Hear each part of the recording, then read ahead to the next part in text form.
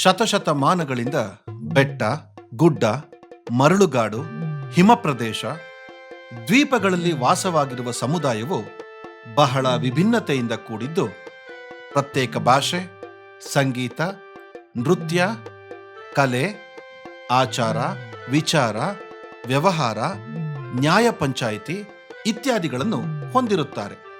ಇಂತಹ ಸಮುದಾಯವನ್ನು ಬುಡಕಟ್ಟು ಸಮುದಾಯವೆಂದು ಕರೆಯುತ್ತಾರೆ.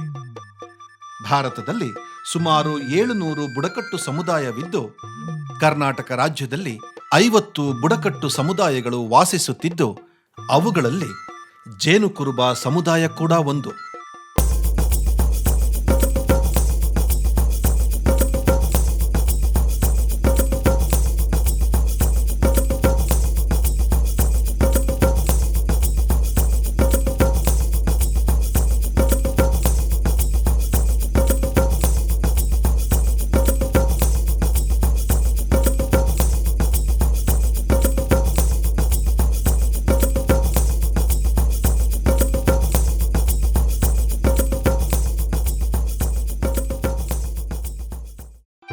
ಕರ್ನಾಟಕದ ದಕ್ಷಿಣ ಭಾಗದ 4 ಜಿಲ್ಲೆಗಳಲ್ಲಿ ಇವರ ಹಾಡಿಗಳಿವೆ.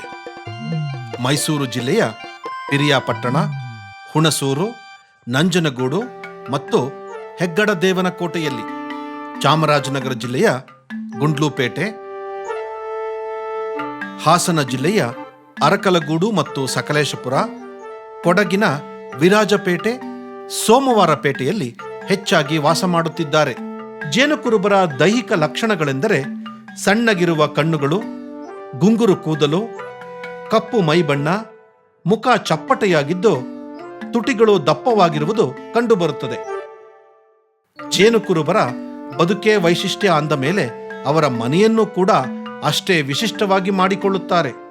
ಹಾಡಿಗಳಲ್ಲಿ ಹೋಗಿ ನೋಡಿದರೆ ದಟ್ಟವಾದ ಮರಗಳ ನಡುವೆ ಚಿಕ್ಕದಾಗಿ ಚೊಕ್ಕವಾಗಿ ಕಾಣುವ ಅವರ ಗುಡಿಸಲುಗಳನ್ನು ನೋಡಲು ಅದ್ಭುತವಾಗಿವೆ. ನೆಲದಿಂದ 3 ಅಡಿ ಎತ್ತರದವರೆಗೆ ಮಣ್ಣಿನಲ್ಲಿ ಗೋಡೆಯನ್ನು ಕಟ್ಟಿ ಅದರಲ್ಲಿ ಬಿದಿರಿನ ಗಳಗಳನ್ನು ನೆಡುತ್ತಾರೆ. ಗುಡಿಸಲಿನ ಮೇಲೆ ಚಾವಣಿಗೆ ಆನೆ ಹುಲ್ಲಿನಿಂದ ಮುಚ್ಚಲಾಗುತ್ತದೆ. ಗುಡಿಸಲಿನ ಒಳಗಡೆ ಅಡುಗೆ ಮನೆ, ಮಲಗುವ ಮನೆ ಪ್ರತ್ಯೇಕವಾಗಿರುತ್ತದೆ ಮತ್ತು ಮನೆ ಬಾಗಿಲು ಚಿಕ್ಕದಾಗಿ ಮಾಡಿರುತ್ತಾರೆ. ಇಂದು ಕಾಲ ಬದಲಾದಂತೆ ಆನೆ ಹುಲ್ಲು ಹೋಗಿ ಶೀಟುಗಳು ಬಂದಿವೆ. ಜೇನುಕುರುಬರ ಆಹಾರ ಪದ್ಧತಿ ಬಹಳ ಸರಳ. ಕಾಡಿನಲ್ಲಿ ಸಿಗುವ ಗೆಡ್ಡೆ ಗೆಣಸು, ಹಣ್ಣುಗಳೇ ಇವರ ಪ್ರತಿನಿತ್ಯದ ಆಹಾರ.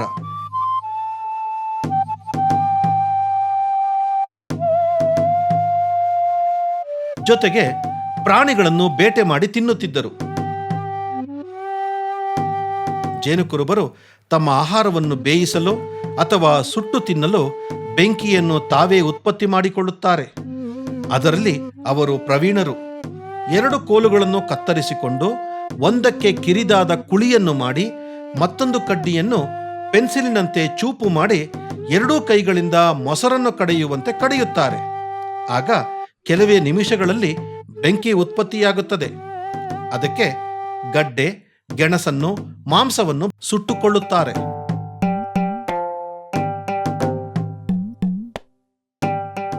ಜೇನುಕುರುಬರು ತಮ್ಮದೇ ಆದ ವಿಶಿಷ್ಟ ಸಾಂಸ್ಕೃತಿಕ ಶೈಲಿಯನ್ನು ಅಳವಡಿಸಿಕೊಂಡು ಬಂದಿದ್ದಾರೆ. ಈ ಸಮುದಾಯದವರ ಬದುಕು, ಜೀವನ ಎಲ್ಲವೂ ಕಾಡು, ನದಿ, ಪ್ರಾಣಿಗಳೇ. ಈ ಸಮುದಾಯದವರು ಇಂದಿಗೂ ಸಹ ಆಚಾರ, ವಿಚಾರ, ಸಂಪ್ರದಾಯವನ್ನು ಬಿಡದೆ ಪಾಲಿಸುತ್ತಾ ಬಂದಿದ್ದಾರೆ.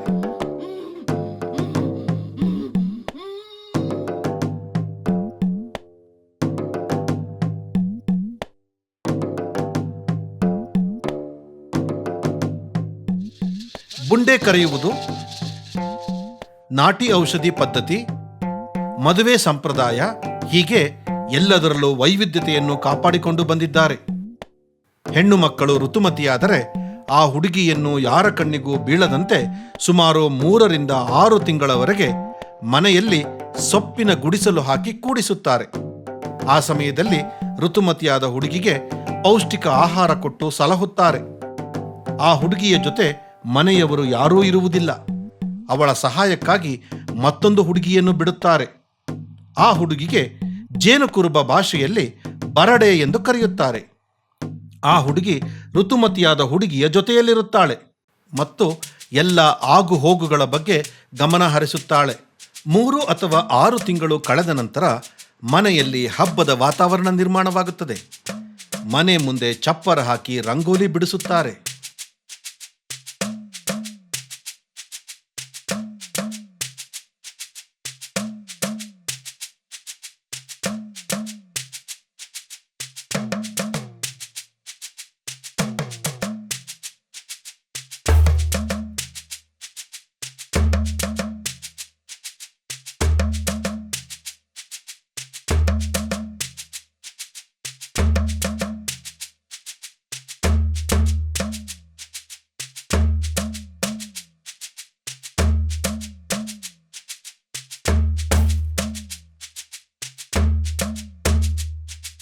ಋತುಮತಿಯಾದ ಹುಡುಗಿ ಮತ್ತು ಜೊತೆಯಲ್ಲಿದ್ದ ಸಹಾಯಕಿಯನ್ನು ಕೂರಿಸಿ ಕಳಶವಿಟ್ಟು ಆರತಿ ಎತ್ತುತ್ತಾರೆ. ನಂತರ ಹುಡುಗಿಯ ಸೋದರ ಮಾವ ಹುಡುಗಿಯನ್ನು ಎತ್ತಿಕೊಂಡು ಬಂದು ಚಪ್ಪರದ ಕೆಳಗೆ ಕೂರಿಸುತ್ತಾನೆ. ಕಟ್ಟೆ ಜಾರಿತು ಮಳಲಿಗೆ ಏನೇರ ಅಂಗಾಳ ದಾಟಿ ಒಳ್ಳೆ ದಾಟಿ ಅಂಗಾಳ ದಾಟಿ ಒಳ್ಳೆ ದಾಟಿ ಶೋಭನಿರೇ ಶೋಭಾನ ಬನ್ನಿರೇ. ಒಂದು ಎಲೆ ತಂದೆ 9 ಭಾಗ ಮಾಡಿ, ಒಂದು ಎಲೆ ತಂದು 9 ಭಾಗ ಮಾಡಿ ಬಂದ ಜನಕ್ಕೆ ಬೇಗಿಗೆ ಬಂದ ಜನಕ್ಕೆ ಸೋಬಿಗೆಗೆ ಶೋಭನಿರೇ ಶೋಭಾನ ಬನ್ನಿರೇ. ಕಟ್ಟೆ ಅಲ್ಲಿ ಮಹಿಳೆಯರು ಅಕ್ಷತೆ ಹಾಕಿ ಹರಸುತ್ತಾರೆ ಮತ್ತು ಹಾಡುತ್ತಾರೆ. ಶೋಭಾನ ಬನ್ನಿರೇ. 9 ಅಡಿಕೆ ತಂದು 9 ಭಾಗ ಮಾಡಿ ಬಂದ ಜನಕ್ಕೆ ಸೋಬಿಗಿಗೆ ಬಂದ ಜನಕ್ಕೆ ಸೋಬಿಗಿಗೆ.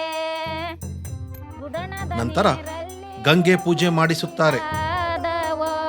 ಗುಡಣದ ನೀರಲ್ಲಿ ಗುಡುಗುಟಿ ಕಾದವೋ ಕಟ್ಟೆ ಜಾರಿತು ಮಳಲಿಗೆ ಕಟ್ಟೆ ಜಾರಿತು ಮಳಲಿಗೆ ಕಟ್ಟೆ ಜಾರಿತು ಮಳಲಿಗೆ ಈ ನೀರ ಅಂಗಾಳ ದಾಟಿ ಒಳ್ಳೆ ದಾಟಿ ಹರಿಯುವ ನೀರಿಗೆ ಎಲೆಯನ್ನು ಬಿಡುತ್ತಾರೆ. ಆ ಎಲೆಗಳು ಋತುಮತಿಯಾದ ಹುಡುಗಿಯ 2 ಕಾಲುಗಳ ಮಧ್ಯೆ ಹಾದು ಹೋಗುತ್ತದೆ. ಅದರ ಉದ್ದೇಶ ಹುಡುಗಿ ಇನ್ನು ಮುಂದೆ ಬೇರೆಯವರ ಮನೆಗೆ ಹೋಗುತ್ತಾಳೆ ಎಂದು ಮತ್ತು ಸೂತಕ ಕಳೆದಿದೆ ಎಂದು ಜೇನುಕುರುಬರ ನಂಬಿಕೆಯಾಗಿದೆ. ಇನ್ನು ಜೇನುಕುರುಬರ ಸಮುದಾಯದಲ್ಲಿ ಮದುವೆ ಸಂಪ್ರದಾಯಕ್ಕೆ ಬಂದರೆ ಅವರು ಅಷ್ಟೊಂದು ಮಹತ್ವ ಕೊಡುವುದಿಲ್ಲ. ಇಲ್ಲಿ ಹೆಚ್ಚಾಗಿ ಕೂಡುವಳಿ ನಡೆಯುತ್ತದೆ. ನಮ್ಮಲ್ಲಿ ಅತಿ ಹೆಚ್ಚಾಗಿ ಕೂಡುವಳಿ ಯಾವ ರೀತಿ ಮಾಡ್ತಾರೆ ಅಂತ ಹೇಳಿದ್ರೆ, ಮೊದಲನೇದಾಗಿ ಒಂದು ಹುಡುಗ ಒಂದು ಹುಡುಗಿ ಇಷ್ಟಪಡ್ತಾರೆ. ಯಾವ ರೀತಿ ಇಷ್ಟಪಡ್ತಾರೆ ಅಂತ ಹೇಳಿದ್ರೆ, ಒಂದು ಹಬ್ಬ ಮಾಡುವಾಗ ಅಥವಾ ಒಂದು ದೇವ್ರು ಕರೆಯುವಾಗ ಅಥವಾ ಬೇರೆ ಯಾರ್ದಾದ್ರು ಮದುವೆ ಕಾರ್ಯಕ್ರಮ ಸಮಾರಂಭ ಇದ್ದಂಥ ಸಂದರ್ಭದಲ್ಲಿ ಅವರಿಬ್ಬರು ಭೇಟಿ ಮಾಡ್ತಾರೆ. ಭೇಟಿ ಮಾಡಿ ಏನು ಮಾಡ್ತಾರೆ, ಒಬ್ರಿಗೊಬ್ರನ್ನ ಅರ್ಥ ಮಾಡ್ಕೊಳ್ತಾರೆ. ಒಬ್ರಿಗೊಬ್ರನ್ನ ಅರ್ಥ ಮಾಡ್ಕೊಂಡು ಏನು ಮಾಡ್ತಾರೆ, ಒಂದು 2 ಬಾರಿ 3 ಬಾರಿ ಅವರು ಹೇಳಿದಂಥ ಸ್ಥಳದಲ್ಲೇ ಭೇಟಿ ಮಾಡಿಕೊಂಡು ಅವ್ರನ್ನ ಪರಿಚಯ ಪಡಿಸ್ಕೊಳ್ತಾ ಇದ್ದಾರೆ. ಅವರು ಕುಟುಂಬ ಹೇಗಿರ್ತದೆ, ನಿಮ್ಮ ಕುಟುಂಬದಲ್ಲಿ ಎಷ್ಟು ಜನ ಇದ್ದಾರೆ, ಹೇಗಿರ್ತಾರೆ, ಆ ರೀತಿ ಅವ್ರನ್ನ ಹುಡುಗ ತಿಳ್ಕೊಳ್ತಾನೆ, ಹುಡುಗನ ಹುಡುಗಿ ತಿಳ್ಕೊಳ್ತಾರೆ. ಎಂದಾದರೂ ಒಂದು ದಿನ ಯಾರಿಗೂ ಹೇಳದೆ ಕೇಳದೆ ಮನೆ ಬಿಟ್ಟು ಓಡಿ ಹೋಗುತ್ತಾರೆ. ಓಡಿ ಹೋದ ಜೋಡಿ ಬೇರೊಂದು ಹಾಡಿಯಲ್ಲಿ ಇಬ್ಬರು ಕೂಲಿ ಕೆಲಸ ಮಾಡಿಕೊಂಡು ಸ್ವಲ್ಪ ದಿನ ಕಾಲ ಕಳೆಯುತ್ತಾರೆ. ನಂತರ ತಮ್ಮ ಹಾಡಿಗೆ ಮರಳಿ ಬರುತ್ತಾರೆ. ಆಗ ಎರಡೂ ಕುಟುಂಬದ ಹಿರಿಯರು ಮೊದಲು ಇವರಿಬ್ಬರ ಸಂಬಂಧ ಒಪ್ಪದೆ ಬೈದು ಬುದ್ಧಿ ಹೇಳುತ್ತಾರೆ. ನಿಂಗೆ ಇಲ್ಲಿ ಇದ್ದೋಡು ಯಾವ್ದಾರು ಮನೇಲೂ ಇಬ್ಬರು ಒಂದು 10 ಜನ ಸೇರಿ ಮಾತಾಡಿ ನಿಂಗೆ ಇಬ್ಬರನ್ನೇ ಜೊತೆ ಮಾಡಿ ಬಿಡ್ತಿತ್ಲೇನೆ, ತೋಟಗೆಲ್ಲ ಹೊಡಾಕ್ತೀನಿ ನಿನಗೆ ಇಬ್ಬರು. ನಿಂಗೆ ಇಲ್ಲಿವೇ ಇದ್ದೋಡು ಯಾವ್ದಾರು ಮನೇಲೂ ವಾಸ ಮಾಡೋಬೋದಾಯಿತು. ಇಷ್ಟು ದಿನ ಹೋಗಿ ತೋಟ ಕಡೆ ಇದ್ದೋಡು ಈಗ ಕದ್ದು ಬಂದವ್ರಿಗೆ ಆ ಕಡೆ ಎದ್ದೋಡಿದ್ರೆ ಹತ್ತಲೇನೆ. ಮತ್ತೆ 10 ಜನರು ಸೇರಿಸಿ ಮಾಡೋಬೋದಾಗಿತ್ತಲ್ಲ. ಏನಯ್ಯ ಅದು ರೇಣು ನಿನ್ನ ಗೊತ್ಕಣಿಯ, ನೀ ಅಮರಸಲು ಕದ್ದು ಹಾಕಿತ್ತ ಒಂದು 10 ಜನರ ಗಾಳಿ ಬಿಟ್ಟು ಇಲ್ಲಿವೇ ಮನೇಲೆ ಮಾಡೋಬೋದಾಯ್ತಲ್ಲ. ಯಾವ್ದಾರು ಮನೇಲಿ ಬುಡಬೋದಾಯ್ತಲ್ಲ ನಾನೇ ಈಗ ಇಬ್ಬರೆಲ್ಲ ಕುಣದವ್ರು ತೋಟ ಹಾಕೋಯ್ದು ಅದು ಈಗ ಮನೆ ಓಡಿ ಬಂದ್ಬಿಟ್ಟು ನಿಂತವ್ರಿಗೆ ಇಲ್ಲಿ ಯಾರೋ ಸೇರಿಸ್ಕೊತಾರೆ ಯಾರಾದ್ರು ಖಾಲಿ ಮನೆ ಇದ್ದಾರೆ ಅದ್ಲು ಓಡಿಸೋದು ವಾಸ ಮಾಡಿ ನನಗೆ ಬರು ಇಲ್ಲಿ ಮನೆಗೆಲ್ಲ ಸೇರ್ಸಲ್ಲ ನಂಗೆ ನಂತರ ಇಬ್ಬರಿಗೂ ಮದುವೆ ಮಾಡಿಸಿ ಬೇರೊಂದು ಮನೆಯನ್ನು ಮಾಡಿಕೊಟ್ಟು ಜೀವನ ನಡೆಸಲು ಬಿಡುತ್ತಾರೆ.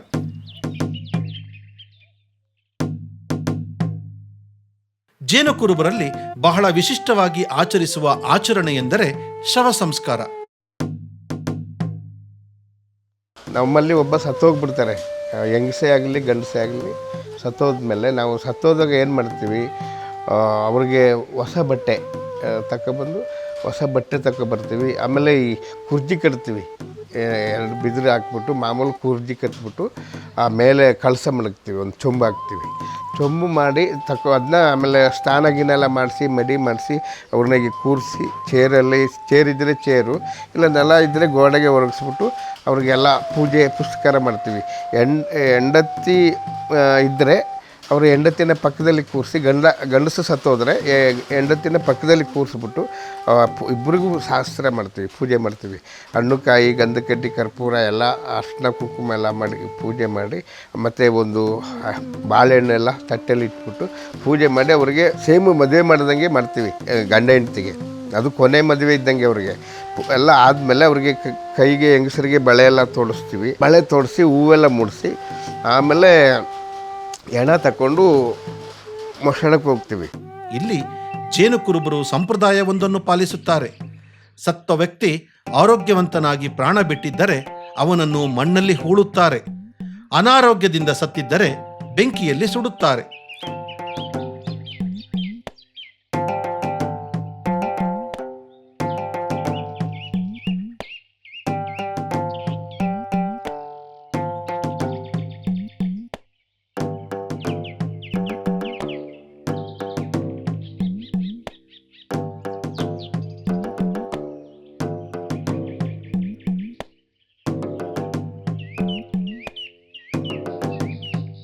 ಶವವನ್ನು ಸ್ಮಶಾನಕ್ಕೆ ತಂದು ಗುಂಡಿಯ ಪಕ್ಕ ಇಟ್ಟು ಶವದ ಬಾಯಿಗೆ ತುಳಸಿ ಎಲೆಯಿಂದ ನೀರು ಬಿಡುತ್ತಾರೆ.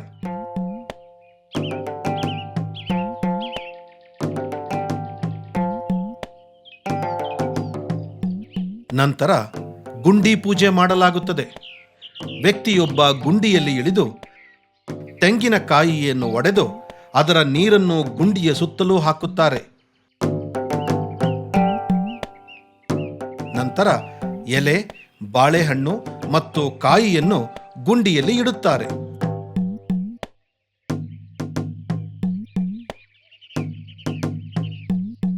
ಗುಂಡಿಯಲ್ಲಿರುವ ದೇವರುಗಳಿಗೆ ಎಂದು ಹೇಳಿ ಪೂಜೆ ಮಾಡಿ ಕಾಣಿಕೆಯ ರೂಪದಲ್ಲಿ 1/4 ರೂಪಾಯಿಗಳನ್ನು ಗುಂಡಿಯಲ್ಲಿ ಇಡುತ್ತಾರೆ.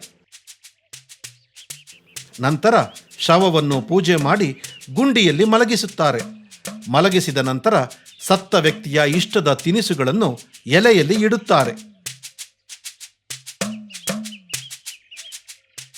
ಅದಾದ ಮೇಲೆ ಎಲ್ಲರೂ ಮಣ್ಣನ್ನು ಹಾಕುತ್ತಾರೆ.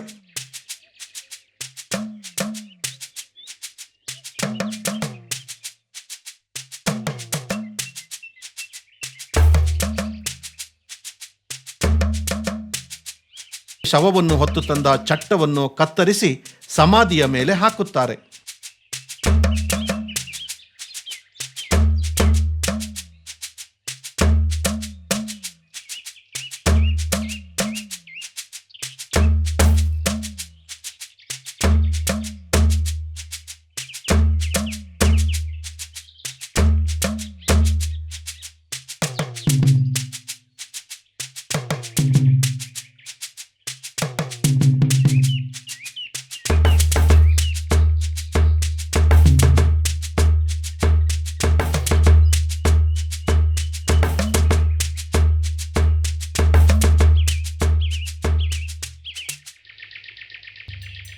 ಇದಾದ ನಂತರ ಗುಂಡಿಯನ್ನು ತೋಡಲು ಬಳಸಿದ್ದ ಗುದ್ದಲಿಯ ಕಾವನ್ನು ಕಳಚಿ ಅದನ್ನು ಮತ್ತೆ ತಿರುಗಿಸಿ ಹಾಕುತ್ತಾರೆ.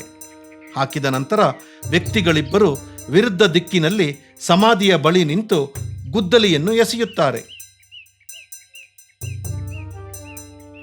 ವ್ಯಕ್ತಿ ಮತ್ತೊಬ್ಬ ವ್ಯಕ್ತಿಯ ಬಳಿ ಗುದ್ದಲಿಯನ್ನು ಎಸೆದಾಗ ವ್ಯಕ್ತಿಯೊಬ್ಬ ಬಂದು ಮಚ್ಚಿನಿಂದ 3 ಬಾರಿ ಗುದ್ದಲಿಗೆ ತಟ್ಟುತ್ತಾನೆ. ತಟ್ಟಿದ ನಂತರ ಗುದ್ದಲಿಯನ್ನು ತೆಗೆದುಕೊಂಡು ಮೊದಲು ಎಸೆದಿದ್ದ ವ್ಯಕ್ತಿಯ ಕಡೆಗೆ ಎಸೆಯುತ್ತಾರೆ. ಈ ರೀತಿ 3 ಬಾರಿ ಪುನರಾವರ್ತನೆಗೊಳ್ಳುತ್ತದೆ. ಇದಾದ ನಂತರ ಮತ್ತೊಂದು ವಿಶೇಷತೆಯನ್ನು ಕಾಣಬಹುದು. ಅದೇನೆಂದರೆ ಹೊನ್ನ ಚಕ್ಕೆಯನ್ನು ಕಾಡಿನಿಂದ ತರುತ್ತಾರೆ. ಹೊನ್ನೆ ಚಕ್ಕೆಯ ವಿಶೇಷತೆ ಏನೆಂದರೆ ಆ ಹೊನ್ನೆ ಮರದಲ್ಲಿ ಹಾಲು, ರಕ್ತ ಎರಡೂ ಬರುತ್ತದೆ. ಆ ಮರದ ಚಕ್ಕೆಯನ್ನು ವ್ಯಕ್ತಿಯೊಬ್ಬ ತೆಗೆದುಕೊಂಡು ಶವದ ಸಮಾಧಿಯ ತಲೆ ಹಾಗೂ ಕಾಲಿನ ಬಳಿ ನಿಂತು ಪೂರ್ವ ಮತ್ತು ಪಶ್ಚಿಮ ದಿಕ್ಕಿಗೆ ಎಸೆಯುತ್ತಾನೆ. ಇದು ಈ ಸಮುದಾಯದವರ ಸಂಪ್ರದಾಯ. ನಂತರ ಆ ಚಕ್ಕೆಯನ್ನು ಯಾರಿಗೂ ಕಾಣದಂತೆ ಕಾಡಿನಲ್ಲಿ ಒಂದು ಕಡೆ ಇಡುತ್ತಾರೆ. ಆ ಚಕ್ಕೆಗಳನ್ನು ತಿಥಿ ಕರ್ಮ ಕ್ರಿಯೆ ವಿಧಿಗಳನ್ನು ಮಾಡುವಾಗ ಹೊನ್ನೆ ಮರದ ಚಕ್ಕೆಯನ್ನು ತಂದು ಪೂಜೆ ಮಾಡಿ ನಂತರ ಆ ಚಕ್ಕೆಗಳನ್ನು ಸ್ಮಶಾನಕ್ಕೆ ತೆಗೆದುಕೊಂಡು ಹೋಗಿ ಗುಂಡಿ ತೋಡಿ ಮುಚ್ಚುತ್ತಾರೆ. ಈಗ ನಾವು ಹಣ ಉಣ್ಬಿಟ್ಟು ಅಲ್ಲಿಂದ ಮನೆಗೆ ಬರ್ತೀವಿ ಸಾಹೇಬ್ರೆ. ಮನೆಗೆ ಬಂದಾಗ ಈ ಮನೆಯಲ್ಲಿ ಎಲ್ಲ ಸಾರಿಸಿ ಗುಡಿಸಿ ಏನು ಮಾಡ್ತಾರೆ, ಅಲ್ಲಿ ಒಂದು ದೀಪ ಮಡಗ್ತಾರೆ. ದೀಪ ಮಡಗಿ ಆದಮೇಲೆ ಒಂದು ಕಂಠ ಮಡಗ್ತೀವಿ. ಅದರಲ್ಲಿ ನೀರು ತುಂಬಿ ಕಂಠವನ್ನು 3 ಕಡ್ಡಿಗಳ ನಡುವೆ ಇಡುತ್ತಾರೆ. ಆ 3 ಕಡ್ಡಿಗಳನ್ನು ದಾರದಿಂದ ಸುತ್ತುವರಿಯುತ್ತಾರೆ.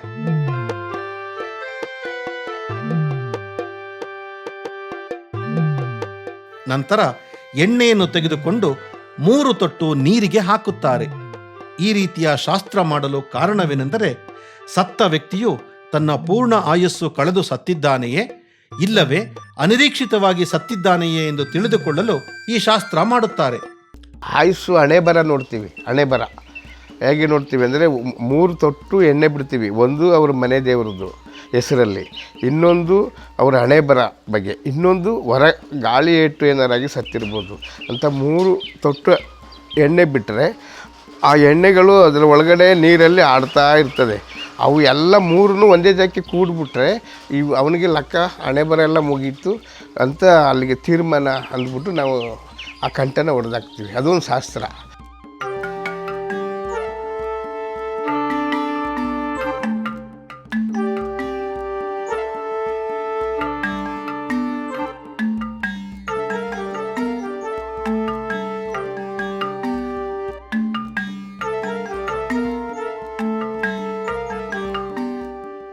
ಅಲ್ಲಿಗೆ ಅವನ ಲೆಕ್ಕ ಮುಗೀತು, ಹಣೆ ಬರ ತೀರಿದೆ, ಸತ್ತಿದ್ದೇನು ತೊಂದರೆ ಇಲ್ಲ ಅಂತ. ಆಕಸ್ಮಿಕವಾಗಿ ಈ ಹಣೆ ಬರನೇ ಎಣ್ಣೆ ಬೇರೆ, ಆಮೇಲೆ ಈ ದೇವ್ರದ್ದೇ ಬೇರೆ, ದೇವ್ರ ಹೆಸರಲ್ಲಿ ಬಿಡೋದು ಅಂತ ಅವು ಈ ಹೊರಗಡೆ ಗಾಳಿ ಏಟುದೇನಾದ್ರು ಆಗಿ ಸತ್ತಿದ್ರೆ ಅಂದ್ಬಿಟ್ಟು ಅವು ಬೇರೆ ಬೇರೆ ಹೋದರೆ ಅವನಿಗೆ ಸರಿಯಾದ ಹಣೆ ಬರ ತೀರಿಲ್ಲ, ಆತ್ಮಕ್ಕೆ ಶಾಂತಿ ಸಿಕ್ಕಿಲ್ಲ ಅಂದ್ಬಿಟ್ಟು ನಾವು ಅಲ್ಲಿಗೆ ಅರ್ಥ ಮಾಡಿಕೊಂಡು ಇದು ಯಾಕೋ ಬೇರೆ ಹೊರ ಏಟಿಗೆ ಸಿಕ್ಕಿದೆ ಅಂತ ಅದನ್ನ ನಾವು ಹೊಡೆದಾಕ್ತೀವಿ. ಅದು ಕೊನೆ ಇಲ್ಲಿ ಹಣ ಹಾಕಿ ಬಂದಮೇಲೆ ಆ ಶಾಸ್ತ್ರ. ಆಮೇಲೆ ನಾವು ಅಕ್ಕಿನ ಕಾಲು ಹಿಂದೆ ಮಾಡಿ ಬೆನ್ನಿಂದೆ ಬಿಸಾಕ್ತೀವಿ ಮನೆ ಬಾಗಿಲಿಗೆ. ಅಲ್ಲಿಗೆ ಮಸಂದು ಹೋಗಿ ಬಂದು ಮನೇಲಿ ಮಾಡೋ ಕಾರ್ಯಕ್ರಮ ಅಷ್ಟು. ಆಮೇಲೆ ಎಲ್ಲ ಸ್ನಾನ ಮಾಡ್ಕೊಂಡು ನಮ್ಮ ಮನೆಗೆ ನಾವು ಹೋಗ್ತೀವಿ. ಇನ್ನೊಂದು ದಿವಸಕ್ಕೆ ತಿಥಿ ಕರ್ಮ ಮಾಡ್ತೀವಿ. ತಿಥಿ ಕರ್ಮದಲ್ಲಿ ಏನು ಮಾಡ್ತೀವಿ ಅಂದರೆ ಒಂದು ಅದಕ್ಕೆ ಈ ಹೊಲಸು ಮೂಸೋದಂತಾರೆ. ನಾವು ಹೆಣ ಹೊರ್ತಾರಲ್ಲ, ಆ ಹೆಣ ಹೊರೋರಿಗೆ ಹೆಗಲು ತೊಳಿತೀವಿ. ಅದು ಈ ಕೋಳಿದು ಖರ್ಚ ಇದೆಯಲ್ಲ, ಕೋಳಿದು ಕಳ್ಳು ಆ ಕಳ್ಳನ್ನ ಮಡಗಿ ಅಲ್ಲಿ ತೊಳೆಯೋದು. ಈ ಹೆಗಲಲ್ಲಿ ಹೆಣ ಹೊತ್ತಿರ್ತಾರಲ್ಲ, ಆಗ ಅವ್ರದ್ದು ಸೂತಕ ಹೋಗಲಿ ಅಂತ, ಹೊಲಸು ಹೋಗಲಿ ಅಂತ ಅದನ್ನ ಮಡಗಿ ತೊಳೆದಾದ್ಮೇಲೆ ಅವ್ರ ಕೈಲಿ ಎಷ್ಟು 4 ಜನ ಒತ್ತಿದ್ದಾರೆ, 6 ಜನ ಒತ್ತಿದ್ರೆ ಎಲ್ಲರಿಗೂ ಅದನ್ನ ಮಡಗಿ ತೊಳಿತಾರೆ. ಹೆಗಲು ತೊಳೆಯೋದು ಅಂತ ಹೇಳೋದು. ಅದಕ್ಕೆ ಹೆಗಲು ತೊಳೆದ್ರೆ ಅಲ್ಲಿ ಅವ್ರ ಸೂತಕ. ಆಮೇಲೆ ನಾವು ಇಲ್ಲಿಂದ ಅಡುಗೆ ಎಲ್ಲ ಮಾಡಿ ತಗೊಂಡೋಗಿ ಮಶಾಣಕ್ಕೆ ಹೋಗ್ತೀವಿ. ಮಶಾಣದಲ್ಲಿ ಏನೇನು ಬೇಕು ಅವ್ರು ತಿಂತಿದ್ದು ಅದನ್ನೆಲ್ಲ ತಗೊಂಡೋಗಿ ಇಲ್ಲಿ ಎಡೆ ಇಡ್ತೀವಿ.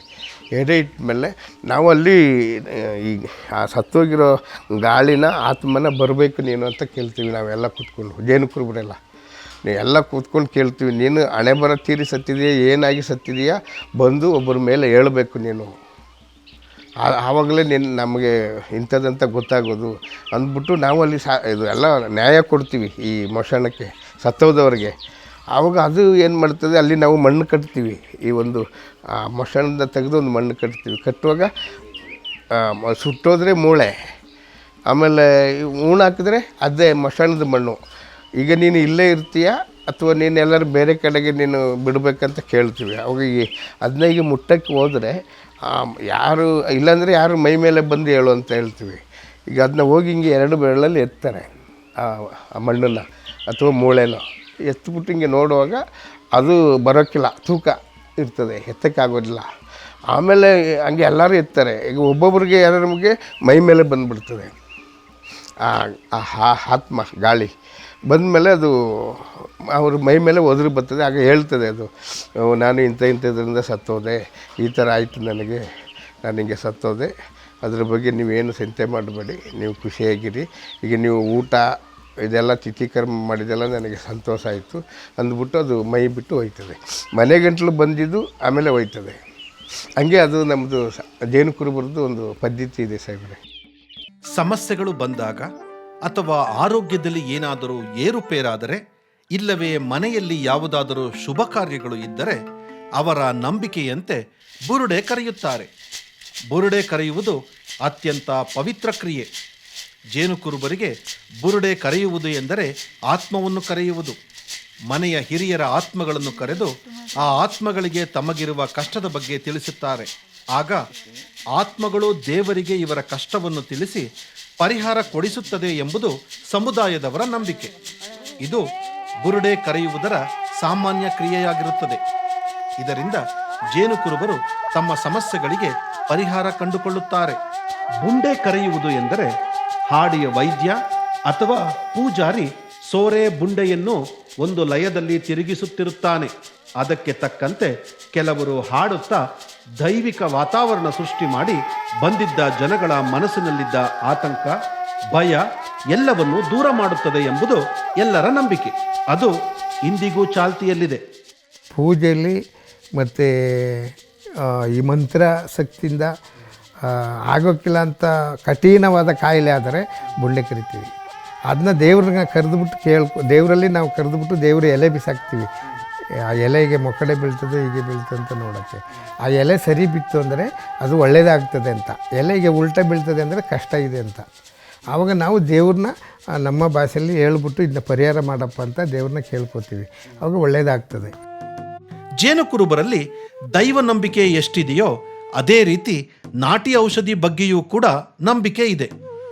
ತಮ್ಮ ಎಲ್ಲ ಅನಾರೋಗ್ಯಕ್ಕೂ ನಾಟಿ ಔಷಧಿಯೇ ಮದ್ದೆಂದು ತಿಳಿದವರು.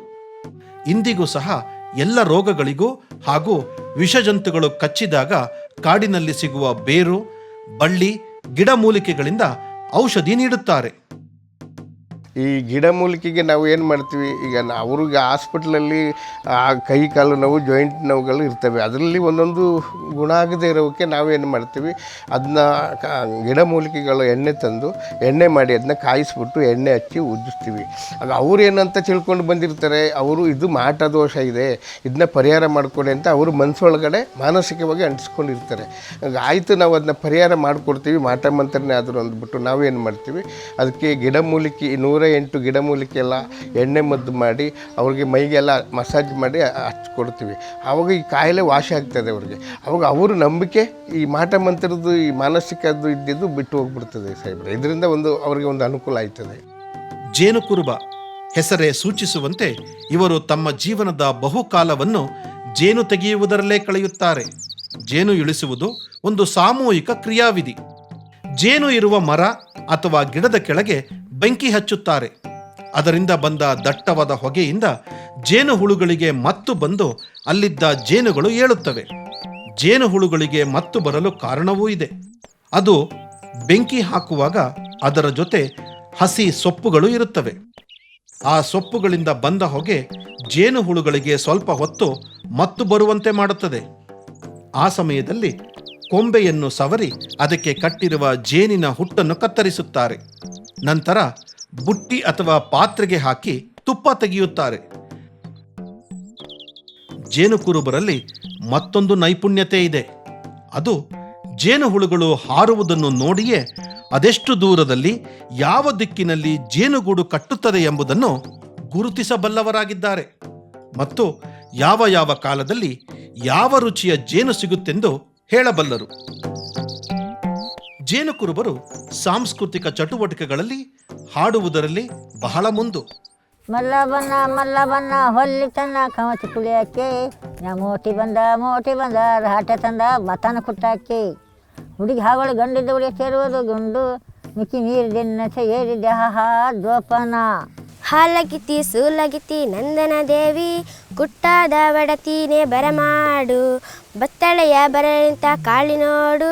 ರಾಜ ರುಕ್ಮಣಿ ಸೀತೆ ದೇವಿ ಮಾಡಲ ದುಂಬಿರೆ ಹಣ್ಣು ತಟ್ಟಲಿರಿಸಿರೆ ಹಣ್ಣು ತೆಂಗಿನಕಾಯಿ ತಟ್ಟಲಿರಿಸಿರೆ ರಾಜ ರುಕ್ಮಣಿ ಸೀತೆ ದೇವಿ ಮಾಡಲ ದುಂಬಿರೆ ಚಿಕ್ಕವರಿರಲಿ ದೊಡ್ಡವರಿರಲಿ ಹಾಡುತ್ತಾರೆ. ಹಾಡುವುದಷ್ಟೇ ಅಲ್ಲ, ಕುಣಿಯುವುದರಲ್ಲೂ ಎತ್ತಿದ ಕೈ. ಕೋಲಾಟ ಇವರ ಮನರಂಜನಾ ಕುಣಿತಗಳಲ್ಲೊಂದು. ಸೊಂಟಕ್ಕೆ ಸೊಪ್ಪಿನ ಉಡುಪು ಧರಿಸಿ ಕುಣಿಯುತ್ತಾರೆ. ಇವರ ಕುಣಿತಕ್ಕೆ ಹಾಡು ಹಾಗೂ ಕೋಲುಗಳ ತಾಳವಿರುತ್ತದೆ. ಅವುಗಳ ಲಯಕ್ಕೆ ತಕ್ಕ ಹಾಗೆ ಕುಣಿಯುತ್ತಾರೆ. ತಮ್ಮದೇ ರೀತಿಯಲ್ಲಿ ಕುಣಿಯುವ ಇವರ ಕುಣಿತ ನೋಡಲು ಮನಮೋಹಕ. ಇವರು ಹಾಡುವ ಹಾಡುಗಳಲ್ಲಿ ಕಾಡಿನ ವರ್ಣನೆಯ ಜೊತೆಗೆ ಅವರ ದೈವ, ದೇವರು, ಧರ್ಮ, ಜೇನುಕುರುಬರ ಭಾವನಾತ್ಮಕ ಸಂಬಂಧದ ಅನಾವರಣ ಹಾಡುಗಳ ಮೂಲಕ ಪರಿಚಯ ಮಾಡುತ್ತಾರೆ.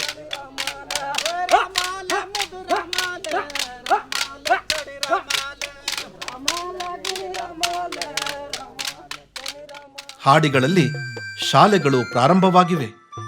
ಮಕ್ಕಳಿಗಾಗಿ ಅಂಗನವಾಡಿ ಶಾಲೆಗಳಲ್ಲದೆ ಆಶ್ರಮದ ಶಾಲೆಗಳೂ ಇವೆ. ಮಕ್ಕಳು ಕಲಿಯುತ್ತಿದ್ದಾರೆ. ಕಲಿಕೆಯ ಬದಲಾವಣೆಯ ಇನ್ನೊಂದು ಮುಖ, ಜೇನುಕುರುಬ ಸಮುದಾಯದ ಕೆಲವರು ವಿದ್ಯಾವಂತರಾಗಿ ಸರಕಾರಿ ಕೆಲಸದಲ್ಲೂ ಇರುವುದು ಬದಲಾವಣೆಯ ಪ್ರಮುಖ ಹೆಜ್ಜೆ ಎನ್ನಬಹುದು. ನನ್ನ ಹೆಸರು ರಾಜೇಶು. ನಾನು ಜೇನುಕುರುಬ ಬುಡಕಟ್ಟು ಸಮುದಾಯಕ್ಕೆ ಸೇರಿದವನು. ನಮ್ಮ ಆಡಿ ನಾರಳಪುರ ಸರ್. ನಾವು 2004 ಮತ್ತು 2005ನೇ ಸಾಲಿಂದ SLC PUC ಡಿಗ್ರಿ ತನಕ ಓದಿ ಸಮಗ್ರ ಗಿರಿಜನ ಅಭಿವೃದ್ಧಿ ಯೋಜನೆ PCO ಮುಖಾಂತರ ಟ್ರೈಬಲ್ ಟೀಚರಾಗಿ ಸೇರಿಕೊಂಡೆ ಸರ್. ಜೇನುಕುರುಬರ ಹಾಡಿಗಳು ಇಂದು ಬದಲಾಗುತ್ತಿವೆ. ಅವರ ಮನೆಗಳು, ಬದುಕುವ ರೀತಿ ನೀತಿಗಳು ಬದಲಾಗುತ್ತಿದೆ. ಕಾಡಿನ ಜಗತ್ತಿನಿಂದ ಹೊರಬಂದು ನಾಡಿನ ಮುಖ್ಯ ವಾಹಿನಿಗೆ ಬೆರೆಯುತ್ತಿದ್ದಾರೆ, ಅರಿಯುತ್ತಿದ್ದಾರೆ. ಹೊಸ ಬೆಳಕಿನತ್ತ ಹೆಜ್ಜೆ ಹಾಕುತ್ತಿದ್ದಾರೆ. ದೋಳು ರನ್ನದ ದೋಳು ಚಿನ್ನದ ದೋಳು ದೋಳಿಗೆ ತಕ್ಕಂತ ಒಲೆಯಬೇಕು, ದೋಳಿಗೆ ತಕ್ಕಂತ ಒಲೆಯಬೇಕು, ದೋಳಿಗೆ ತಕ್ಕಂತ ಒಲೆಬೇಕು. ನಮ್ಮ ಹೆಣ್ಣು ದೇವರು ಕ್ವಾಣೆಲ್ಲಿ ಮೇರುದಾವೋ, ದೇವರು ಕ್ವಾಣೆಲ್ಲಿ